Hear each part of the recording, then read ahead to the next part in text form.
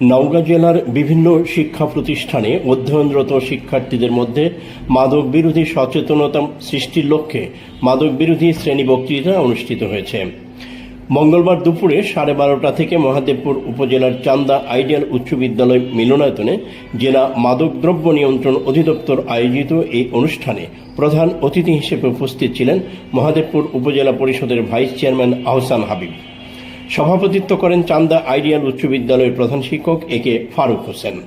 বিশেষ অতিথি হিসেবে বক্তব্য রাখেন মহাদেবপুর থানার সাব ইন্সপেক্টর শাহ আলম, মহাদেবপুর উপজেলা শিক্ষা অফিসের একাডেমিক সুপারভাইজার ফরিদুল ইসলাম, মহাদেবপুর উপজেলা ফায়ার সার্ভিসের স্টেশন অফিসার আশরাফুর রহমান এবং মাদকদ্রব্য নিয়ন্ত্রণ অধিদপ্তর সুরক্ষা সেবা বিভাগ, স্বরাষ্ট্র মন্ত্রণালয়, জনসচেতনতামূলক ও স্টুডেন্টস কমিউনিটি পুলিশিং জেলা প্রতিনিধি নওগাঁ মোহাম্মদ কামরুজ্জামান। পরে ওই শিক্ষা প্রতিষ্ঠানের শিক্ষার্থীদের মধ্যে শিক্ষা সামগ্রী বিতরণ করা হয়।